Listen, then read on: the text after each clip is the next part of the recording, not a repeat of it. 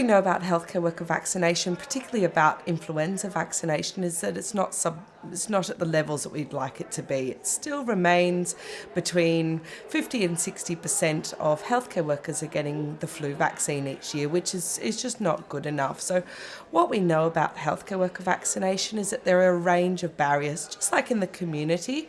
Some healthcare workers are unsure about the value of getting vaccinated.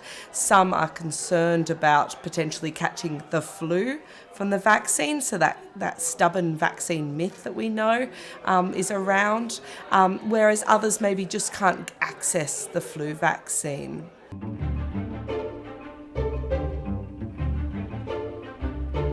We know that healthcare workers, the number one reason why they want to get vaccinated is to protect their own health. Within the hospital system, they are getting exposed to respiratory infections at a higher rate than the normal community would. And so, of course, that's obvious. They want to protect their own health.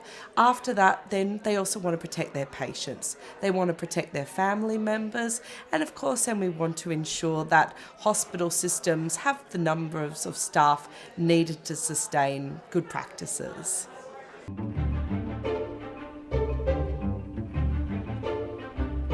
We know that we maybe are making a few assumptions about healthcare workers that might not be right. Just like the general public, they actually may need a little bit more education. They may need to be reassured about the safety and effectiveness of the vaccine. So there are different strategies that we could be starting to use to try and promote it within our systems. We need to ensure access is there, of course, so that healthcare workers can access it, whether it's during the day, during the night, and on weekends. So our hospital systems are very different to our communities of practice. So there are different strategies that we can start to do, but one strategy is not going to work. We need to have a bundle of strategies in this particular space.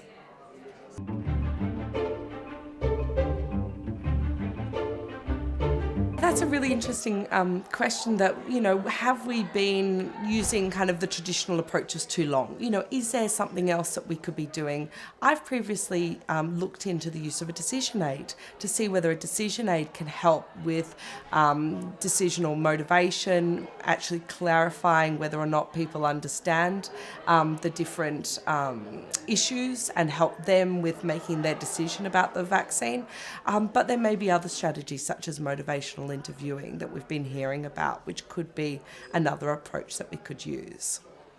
Why we need to spend time in trying to improve healthcare worker vaccination is that we know then that if healthcare workers are more knowledgeable, they have the skills and confidence to talk about immunisation, then they're more likely to engage with their patients, whether that be in a hospital setting, which is great. If we get hospital-based specialists to talk about immunisation, that's a bonus, but also in our community practices.